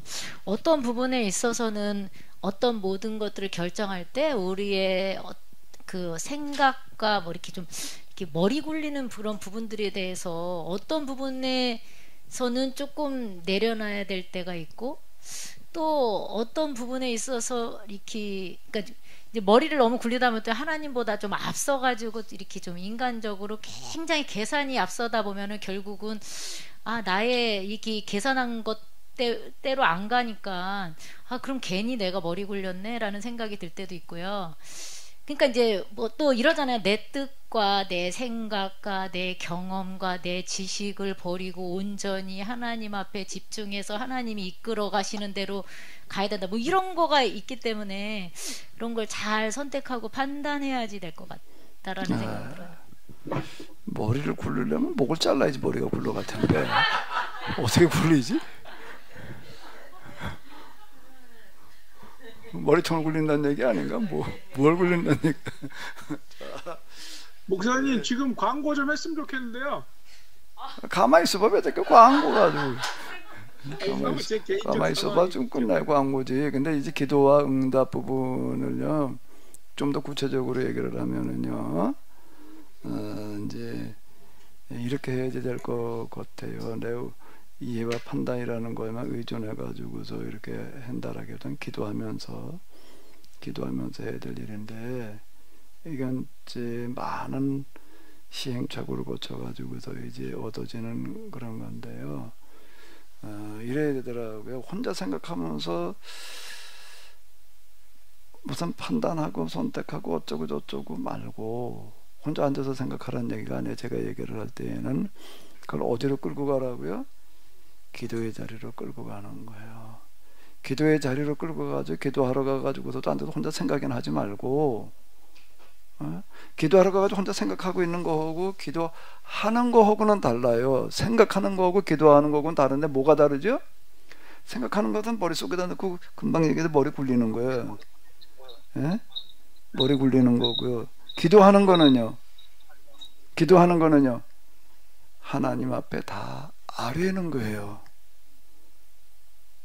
다 생각하는 거고 기도하면서 생각하는 거고 기도하는 거고 좀 구분해가지고 그게 그거지라고 생각할 수도 있는데요. 그게 소리를 내서 하든 마음속으로 하든지 간에 있는 그대로를 다 아뢰는 거예요. 아뢰는 거예요. 이건 제가 이제 터득해서 지금 써먹고 있는 방식이에요. 이렇게 하면 된다 그런 얘기는 아니고요. 내가 얼핏 앞에까지만 얘기를 하고 스스로 뭐 생각해서 뭐 판단해서 뭐 어쩌고 저쩌고 이제 이렇게 얘기를 하면 이제 그냥 자칫 그거 머리 굴리는 거 뭐 기타 등등 이제 그 머리 굴린다는 얘기를 잘 하셨어요. 예. 이제 그거 때 그렇지 않으면 내가 말 안 하고 끝날 뻔했는데 머리 굴리기하고 뭐가 다른가? 뭐 생각만 해서 머리 굴리기고 그거를 하나님 앞에서 있는 그대로를 다 아주 세밀하게 하나님 내가 이러이러한 상황에서 내가 지금 이거를 이러이러하게 나는 생각을 하고 내가 내 생각에서는 이러이러하게 나는 판단할 수밖에 없는데 선택할 수밖에 없는데 이걸 그대로 다 이야기를 하는 거예요. 그 많이 달라요 이게요. 한번 해봐요. 머릿속으로 기도하는 자리에서 그냥 생각만 하고 있을 때 오고 구체적으로 말을 하는 거예요. 말을 할 때 그냥 속으로만 말하는 것보다 소리를 내는 것도 조그맣게 내는 것도 굉장히 도움이 돼요. 그 내극적으로 들리니까 내가 하는 소리가 내 귀로 들린단 말이에요. 말을 할 때. 근데 속으로만 말을 해버리면 내 귀로 듣는 건 아니에요. 그러니까 이제 이게 정리가 덜 돼요. 이제 경험해. 그러니까 뭐 외울 때도 그렇게 소리 내면서 외우면 더 빨리 외워지는 거는 내 귀로 듣기 때문에 그러는 거란 말이에요. 똑같아요. 기도도 그러니까 일단 소리를 좀 내는 게 굉장히 도움이 되는 거 같아요. 이렇게 쭉 상세하게 다 이야기를 하는 거예요. 상세하게 이야기를 하려면은 하나님 앞에 이렇게 했다 저렇게 했다 그럴 수는 없잖아요. 정리를 해야 될 거 아니에요. 말할 내용을, 기도할 내용을 정리를 해야 될 거 아니에요. 쭉 일목요연하게 정리를 할까 나름대로 해가면서 쭉 다 이야기를 해요. 상황이 좀 이러이러합니다. 제가 생각하기에는 이러이러한데 뭐 이건 내가 지금 어려운 거고 참 부담스럽고 이건 뭐고 뭐는 어떻고 그걸 다 이야기를 한 다음에 여기서 제가 이제 그러면 이거를 나는 이렇게 이해하고 이렇게 내가 여기서 선택을 해야 될 것 같은데 근데 내가 이렇게 하겠습니다가 아니라 뭐라고요? 근데 내가 주로 했는데 내가 지금 잘못 이해했을 수도 있습니다. 그러니까 잘못 이해한 부분은 도와주셔서 나로 하여금 바르게 이해하게 하시고 이제 그 판단을 내려야 될 터인데 내가 여기도 오판할 수도 있습니다. 난 이거 도무지 내가 이거 바른 판단 내릴 난 자신이 없습니다. 근데 내가 이렇게 얘기를 했지만은 내가 뭐 알고 있는 범위 내에서 이해하는 거 아니에요. 근데 여기다 미흡한 부분이 참 많이 있습니다. 이해하는 부분도 도와주시고 내가 미처 생각하지 못한 거 있으면 생각하게 하시고 그 다음에 또 뭐라고요? 내가 이걸 가지고 지금 판단을 내려야 될 텐데 어떻게 판단을 내려야 될지 내가 지금 잘 모르겠습니다. 여길 도와주십시오. 이렇게 이제 구체적으로 아직은 구체적이어야 돼요. 두리뭉실하게 하지 말고요. 아주 구체적으로 아주 시시콜콜하게 쭉 다 얘기를 하면은요 이게 이 기도를 하고 나게 되면은 그냥 안 했을 때하고 많이 달라져요. 그러니까 이제 상담이라고 하는 것도 이렇게 보게 되면 상담자의 역할이라고 하는 거가 이렇게라 저렇게라 하기 전에 일단 많이 들어주라는 거예요. 다 얘기하게 하라는 거예요. 다 얘기하다 보게 되면 한 8, 90%는 어떻게 되는 거죠? 얘기하고 난 다음에 이제 됐다 그러고 가요. 왜? 누구 혼자 끙끙거리고만 있었지 누구한테 얘기해 본 적이 없단 말이에요. 자기 상황이라는 거를 끙끙거리고 있을 땐 이놈에게 이제 정리가 안 됐어요. 이제 길이 안 보여. 그런데 어떤 사람한테 상담자니까 그래도 이 사람 나보다 좀 낫겠지 도움을 받아야지. 그리고 와서 이제 다 얘기를 하는 거야. 다 얘기를 해야지. 그리고 이 사람 이제 또 묻지 이제 뭐는 어떠냐 계속 요거면 이제 말하게 하는 거예요. 이제 이런 상황 저런 다 말하게만 하는 거예요. 그 상담에 거기도 여러분 여러 그 의견들이 있는데요. 이렇게 얘기하는데 다 말하게 한다. 뭐 물어봐도 또 말하게 하고 또 말하게 하고 자기 상황 빠뜨린 거 있으면 다 말하게 하는 거예요. 다 말하게 하고 다 들어주는 거예요. 진지하게 끄떡끄떡하면서 공감을 표시해 주는 거예요. 그냥 무덤덤하게 그냥 이러고 있으면 그 벽에다 대고 말하고 말지 뭐. 근데 상담소에 가서 보니까 이 사람 내 말을 눈을 보니까 열심히 들어주잖아. 그리고 고개 끄떡끄떡해가지고 탁 얼굴 표정을 보니까 참 내가 힘들다 그러니까 같이 힘들어하는 표정이 보인다. 그러니까 이 사람 실감나게 자꾸 말을 이제 그렇게 얘기를 다 하고 났더니 그 다음에 뭐라 그러는 거예요? 그냥 일어나 가는 거예요. 왜? 정리가 되는 거예요. 이렇게 똑같은 얘기가 되는 겁니다. 많은 부분이요. 하나님 앞에서 이제 이걸 이렇게 다 시시콜콜하게 빠뜨리면 안 돼. 다 얘기를 하고 나서 이제 하나님 저를 도와주십시오. 근데 저는 이렇게 지금 이해했는데 내가 잘못 이해한 부분도 있습니다. 잘못 이해하면 잘못 이해하면 좀 더 내가 이해하게. 내가 또 아직 정보가 없어가지고 그런 부분도 좀 내가 모르는 부분 좀 알게도 해주시고 이걸 내가 어떻게 판단을 해야 될지 나로 하여금 도와주시고 그렇다고 하나님께서 이렇게 해라 저렇게 해라고 말씀하시지는 않는 거예요. 근데 최종적으로는 뭔가 하면 내가 이런 상황에서 저는 이제 그럼 저는 이렇게 이해하고 이렇게 제가 판단하고 이제 내가 이렇게 하려고 그럽니다. 그 다음에 또 뭐라고 그러는 거죠? 제가 잘못했을지 모르지만은 제가 이렇게 할 수밖에 없습니다. 그런데 그 나머지 과정은 이제 하나님께서 도와주시고 인도해 주십시오.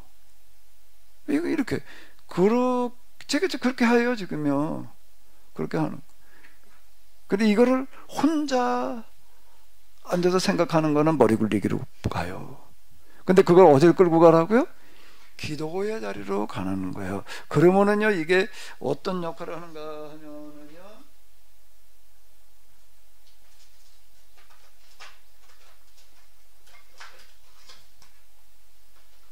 내가 이제 혼자서 생각을 해봐. 내 얼굴이 어쩌고 저쩌고 뭐가 어떻게 이렇게 만져보고 여기까지 머리가 없구나.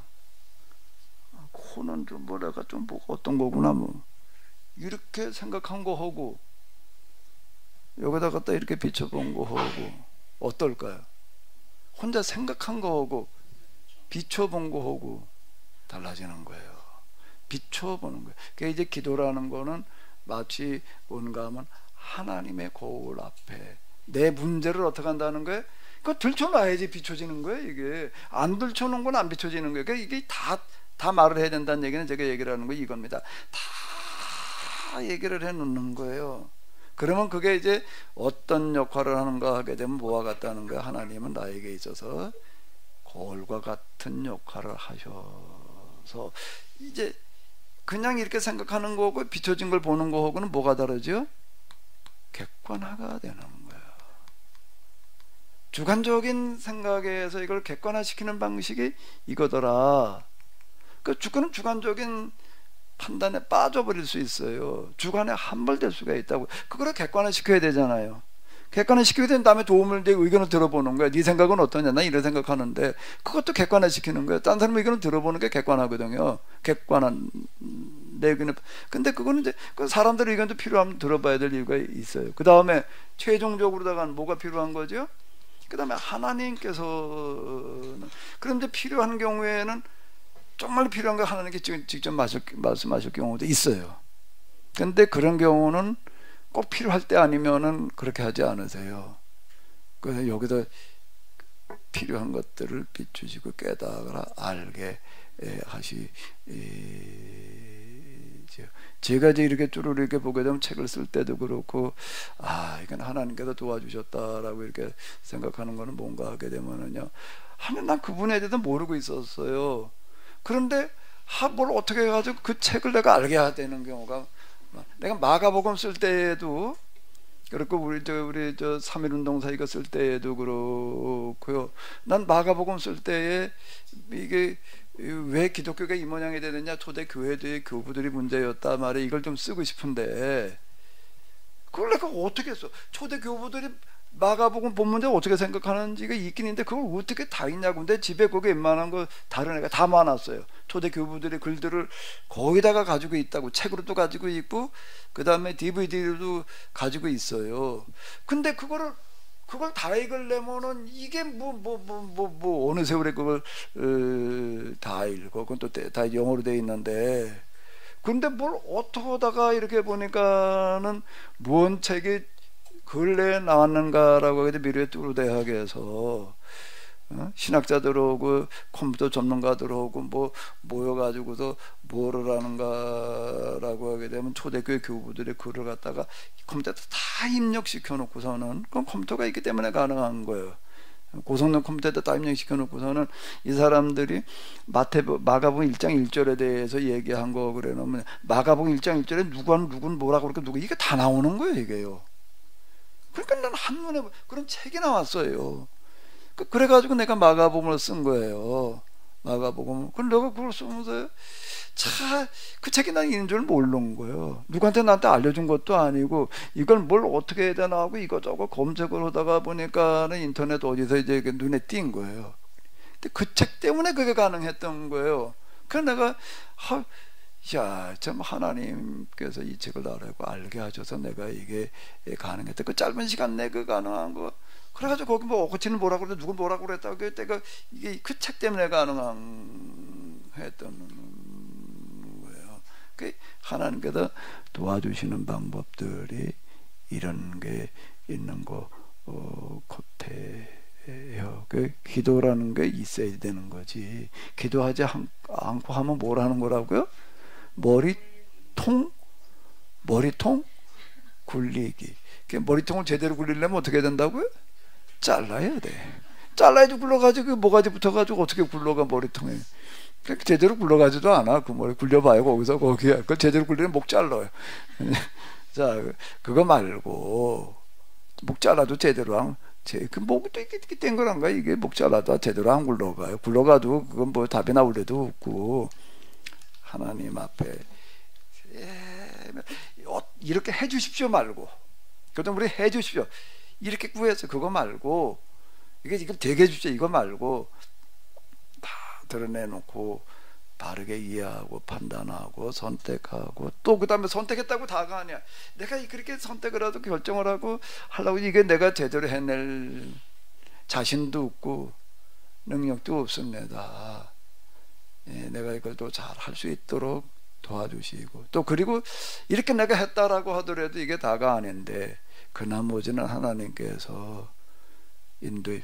그리고 하나님께서 지나고 나서 이렇게 보면 항상 더 좋은 길로 인도해 주시는 것 같아요. 더 좋은 길로 인도해 줄 때가 여기 뒷주면서도요. 아이고 하나님께서 내가 알지 못하는 방법들을 많이 동원해 주셔서 그나마 이게 가능했다. 내가 그렇게 생각해요. 일단 아침에 90살 보고도 오면서 둘이 같이 얘기를 했는데요. 야, 이게 돌이켜놓고 보니까 그땐 난 잘 모르고 그냥 대충 넘어가 버렸는데 제일 중요한 문제가 사고 나지 않는 거였다. 사고 날 수 있는 순간들이 너무 많은 거예요. 이게. 그런데 그 많은 순간들이 그래도 다치지 않고 여기까지 온 게 이제 참 정말 그건 다시 한다고 해도 자신 없는 얘기였는데 정말 제일 어려운 문제가 그 문제였다. 이 아침에 그 말 하면서 왔어요. 그 말하면서 야 하나님께서 인도해 주셨다 이렇게 생각하는 거죠. 예, 더 말씀 없으시면은 시간이 지났기 때문에 문 목사님 그렇게 고대하던 광고 뭔 광고 하려고 그래요? 아 별거 아니고요. 다음 시간이 1월 11일이 이제 마지막 시간으로 이제 정리가 되는데요. 좀 그때 마침 이렇게 운영위원회에서 회의를 하다 보니까 첫 시간에 이제 3시간 타임이니까 첫 시간에 이제 10시 40분인가요? 10시 40분까지 총정리를 하고요. 총정리는 문 목사님 오늘 한 걸로 하고 그냥 다음 시간에 그 피드백이 1시간 가도 안 될 것 같아 얘기하다 보면. 그래요? 오전 내내 그냥 피드백 하자고요. 네. 오전 내내 피드백 9시 반부터 12시까지 중간에 타임 쉬고 어쨌든 1, 2시간 이제 피드백 그러니까 신년 포럼에 대해서 우리 남기엽 소장님도 같이 오셔서 소감을 함께 나누는 시간이 됐으면 합니다. 그래서 여러분들이 한번 이렇게 좋은 소감들 그러니까 솔직하게 이제 이야기해 주시면 좋겠고요. 그런 것을 위해서 여러분도 같이 이렇게 많이 생각해 주시고 기탄 없이 말씀해 주시면 아무래도 유익한 시간이 오전 시간이 되지 않을까 싶습니다. 그렇게 하고 식사하시고 1시부터 총회를 하도록 하겠습니다. 올해 이제 총회를 오후에 이제 시간에 하도록 하겠습니다. 그러니까 총회는 아무래도 임원이나 이런 분들은 좀 최대한 그러니까 직접 오프라인으로 참여해 주시면 감사하겠고요. 그것이 어려우신 분들은 온라인으로 그러니까 이원화해서 총회를 하도록 하겠습니다. 그러니까 그 총회에 대해서는 이제 그렇게 좀 말씀해 드리고요. 그때 그래서 이제 구체적인 논의 사항에 대해서 그날 이야기하겠습니다. 그리고 참고로 또 두 번째로 겨울 세미나는 1월 18일부터 이제 11일 날 총회까지 마치고 나서 다음 주부터 그러니까 2월 말 주간까지 22일인가요? 2월 말 주간까지 포로기 신학에 대해서 따로 집중 세미나를 2박 3일로 하지 않고 여러 가지 이제 신년 포럼도 있고 목사님도 바쁘시고 하니까 조금 좀 단절되는 느낌이 있겠습니다만 최대한 그래도 분위기를 살려서 한 6시간 정도 6타임이죠. 포로기 신학에 대해서 전에부터 우리가 할 계획이 있었는데 진행하지 못해 궁금하신 분들이 많이 계신 것 같은데 요번에 하도록 하고 그 오전 오후로 하실 건가요, 목사님? 지금처럼 똑같이 해야죠. 예, 지금 똑같이 똑같은 그 오전에 2시간 오후 1시간씩 하는 거로 이제 해가지고 네, 알겠습니다. 그리고 고맙기 내용에 대해서 아직 결정 안 했고요. 2월 중에 저희가 결정해서 여러분에게 알려드리겠습니다. 마지막으로 제가 어젠가 그젠가 회계부에 대신해서 제가 올려드렸습니다. 경조사 관련해서 이제 총 8번 있었어요. 올해. 그리고 회비는 매달 10,000원인데 부부인 경우 회비 정도는 각각으로 내자. 그게 3월부터 결정됐기 때문에 2월까지는 원래 방식대로 하고요. 그러니까 한마디로 계산을 해보면 이제 가정당 전체입니다. 한 개인인 경우는 36만 원이 되고요. 그러니까 다 합쳐서 경조사와 또 회비까지. 그리고 부부인 경우 46만 원이 되는데요. 그래서 자신이 얼마나 내셨는지 정확히 모르시면 이명옥 집사님한테 이제 그 뭐 문의를 하시기 바라고 제가 전화번호도 올려드렸거든요. 그래서 되도록 올해 학기 안에 잘 마무리를 하고 또 새 학기를 새롭게 출발했으면 좋겠습니다. 그래서 그 유용하게 저희가 지금 잘 활용하고 있기 때문에 여러분의 그런 재정적인 협력도 부탁을 드립니다. 이상입니다. 예, 다 된 거예요? 예, 그 저기 총리 안건에 대해서는 좀 카톡방에 그 뭐 안건 다뤄야 될 내용이 있으면은 좀 올려주시면은 그때 가가지고서 그날 거기다 다 얘기를 하는 것보다 한번 좀 미리 좀 올려주시면은 좀 생각들을 하실 분들도 생각하시면 좋을 것 같으네요. 네, 그리고 지금 아까 말씀하신 대로 겨울에 세미나를 저희가 매번 하다가 지난번에 제가 좀 제 사정으로다가 이제 2번인가 못하고 넘어갔는데 이번에는 전 이원훈 장로님께서 얘기하신 그 신각 중간기 뭐 포로기 신학도 이렇게 얘기를 하고 그런데 이제 포로기 때만 다루는 게 아니라 이제 포로기로부터 예수님 당시까지를 이제 좀 다뤄보는 그 부분을 집중 세미나에서는 안 했던 것 같아요. 제가 이런저런 세미나에도 부분적으로 얘기를 했었는데 먼저 집중적으로 이렇게 다뤄볼 건데요. 일단 이제 그 메소포타미아의 그 왕국사 메소포타미아 문명의 수메르로부터 시작을 해가지고서 이제 그 지금 아수르 바벨론에 이르러 가지고 이제 그 포로기가 시작이 되어지는데 아수르 바벨론에 이르기까지의 과정도 간략하게 좀 일단 봐야 되고 뭐 그러니까는요. 관심 있으신 분들은 그 포로기 그리고 신구약 중간기 지금 그 제2성경기라고 이렇게 불러요. 이름은 이제 옛날에 그냥 신구약 중간기 그랬는데요. 그 관련된 책들이 좀 아마 많이 있을 거예요. 어느 책이라고 제가 이렇게 말씀드리지는 않겠는데 그 들여다보시면은 좀 도움이 되실 거고요. 성경으로는 포로기 이후에 그 성경들 주로 예언서들인데 그거하고 또 이제 예경에 들어있는 마카비서는 꼭 필요합니다. 그 예경은 그 천주 그 공동 번역에 들어있거든요.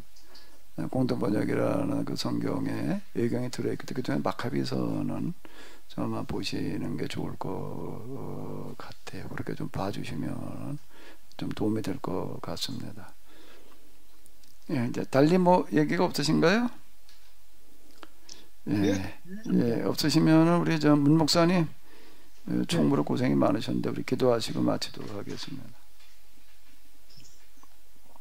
네, 사랑해 주님, 또 우리가 이렇게 2022년도 가을 학기 바울 신학 세 번째 시간을 이렇게 은혜 안에서 잘 마칠 수 있도록 인도해 주심을 감사합니다. 돌아볼 쯤에 참으로 우리가 아는 것 같지만 또 말씀들을 통해서 질문하고 생각해 보면 참으로 우리가 굳어져 있고 도구마화된 것들이 참으로 많고 우리 자신이 먼저 바로 알고 바로 깨닫는 일이 얼마나 중요한지를 새삼 느끼게 됩니다. 우리가 이러한 말씀들을 통해서 먼저 바로 알고 바로 각성해서 함께 바로 무장해 나아가는 우리 개학 공동체가 되기를 바라고 그렇게 우리가 함께 그런 마음을 모아가며 생각을 바로 세워갈 때 참으로 주님께서 우리 안에서 이루시고자 하는 이 시대를 향한 귀한 구원의 사명을 또 이루어 가실 수 있는 터전이 될 줄로 믿습니다. 정말 우리 모두가 함께 그런 마음을 중심을 가지고 함께 하나의 목표를 향해서 힘차게 마음 모아 나아갈 수 있는 우리 공동체가 될 수 있도록 인도해 주옵소서. 이를 위해서 때마다 애쓰고 수고하시는 우리 길동 목사님을 기억해 주옵소서. 기념포럼 또 여러 가지 귀한 사역들을 위해서 시간 불절주야 바쁘신데도 불구하고 이제 계속 그 길을 향해서 앞장서 나아가실 때 주님께서 때마다 영적으로도 지켜주시지만 육신의 강건함과 하는 일들을 주님께서 항상 살펴주셔서 끝내 우리가 이 모든 사역에 승리할 수 있는데 정말 지도자로서의 그 사명을 잘 감당할 수 있도록 인도해 주옵소서. 아멘. 우리 모두 이렇게 한 학기 동안 수고하고 애쓴 모든 분들, 뒤에서 보이지 않는 손길로 애쓴 분들을 기억하시고 저들을 하늘의 위로와 하늘의 소망과 복으로 대해 주님께서 기름 부어 주실 줄로 믿습니다. 여기까지 인도해 주신 은혜 감사드리고 앞으로 또 우리가 나아갈 바들을 향해서 함께 마음 모아 나아갈 때 함께 열심을 다하여 충성할 수 있는 우리 모두가 될 수 있도록 인도해 주옵소서. 아멘. 감사드리며 예수님의 이름으로 기도하옵나이다. 아멘. 네, 수고들 많으셨습니다. 네, 수고하셨습니다. 고맙습니다. 네.